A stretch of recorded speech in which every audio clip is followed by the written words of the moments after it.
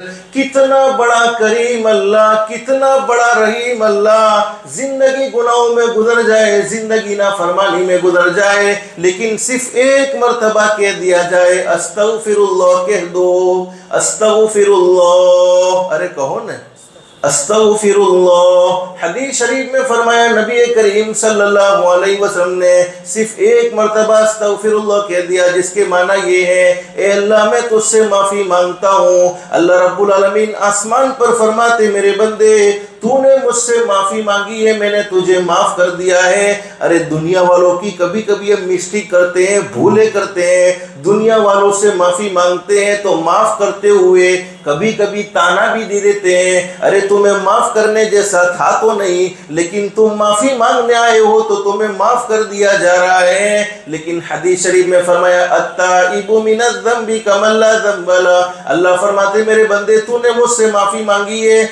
मैंने तुझे ऐसा माफ़ कर दिया है जैसा कि तूने गुनाह किया ही नहीं था, जैसा कि तूने अल्लाह की नाफरमानी की नहीं थी। बल्कि हदीस शरीफ में यहाँ तक लिखा है गुनाह लिखने वाले फरिश्ते को भी वो गुनाह भुला दिया जाता है, ज़मीन के जिस टुकड़े पर वो गुनाह किया है। हालांकि उलमा जानते हैं ज़मीन हमारे सारे अमाल को रिकॉर्ड कर रही है, अच्छे कामों को भी रिकॉर्ड कर रही है, बुरे कामों को भी रिकॉर्ड कर रही है, और कल क़यामत में ये ज़मीन अल्लाह के सामने बोल कर गवाही देगी। कुरान करीम के 30वें पारे में मौजूद है यौमइज़िन तुहद्दिसु अख़बारहा बिअन्न रब्बका औहा लहा। ये ज़मीन अल्लाह के सामने आ जाएगी और कहेगी इलाहुल आलमीन ये वो बंदा है जो हमेशा मेरी पुष्ट पर तेरी नाफरमानी किया करता था, हमेशा मेरी पुष्ट पर उसका मकसद सिर्फ फितने फैलाना था, उसका मकसद सिर्फ बुराइयां करना था, उसका मकसद आपस में लड़ाई झगड़े करवाना था, हराम खाना, हराम कमाना, हराम बोलना, हराम सुनना। और अगर अच्छे काम किए हैं तो ये ज़मीन कल क़यामत में अल्लाह के सामने आकर कहेगी इलाहुल आलमीन ये वो बंदा है जो हमेशा मेरी पुष्ट पर सजदे किया करता था, नेकी के काम किया करता था, भलाइयों का दाई था,